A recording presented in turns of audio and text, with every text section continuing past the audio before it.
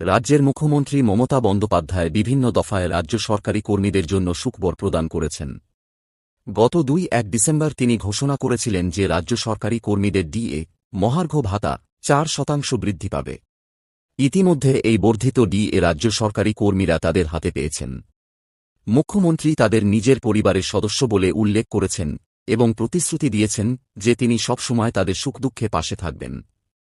তবে কিছু সরকারি কর্মী কেন্দ্রীয় হারে মহার্ঘ ভাতা প্রদানের দাবিতে অনড় রয়েছেন।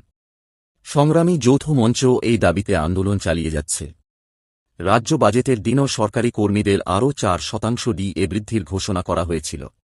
স্বাভাবিকভাবেই প্রশ্ন উঠছে, এই বর্ধিত ৪% ডিএ কবে থেকে প্রযোজ্য হবে?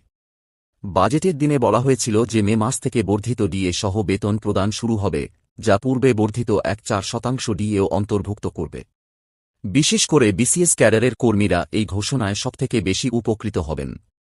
সিনিয়র স্পেশাল সেক্রেটারি পদে কর্মরতরা প্রায় ১,৯০,০০০ টাকা বেসিক বেতন পান, ফলে ৪% বর্ধিত ডিএ মানে তাদের হাতে প্রায় ৮,০০০ টাকা বাড়তি বেতন আসবে। অন্যান্য রাজ্য সরকারি কর্মীদের ক্ষেত্রে গড়ে ৮,০০০ টাকা করে বাড়বে।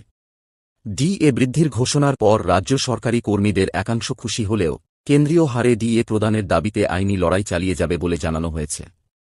সংগ্রামী যৌথ মঞ্চের পক্ষ থেকে বলা হয়েছে যে এআইসিপিআই অনুযায়ী ডিএর দাবিতে তারা আন্দোলন চালিয়ে যাবেন। কলকাতা হাইকোর্টের ডিভিশন বেঞ্চ রাজ্য সরকারকে বকেয়া ডিএ মেটানোর নির্দেশ দিয়েছিল, কিন্তু রাজ্য সেই রায় পুনর্বিবেচনার জন্য আবেদন করেছিল, যা খারিজ হয়ে যায়। বর্তমানে মামলাটি সুপ্রিম কোর্টে বিচারাধীন রয়েছে। সর্বোচ্চ আদালত কি রায় দেয়, সেটাই এখন দেখার বিষয়।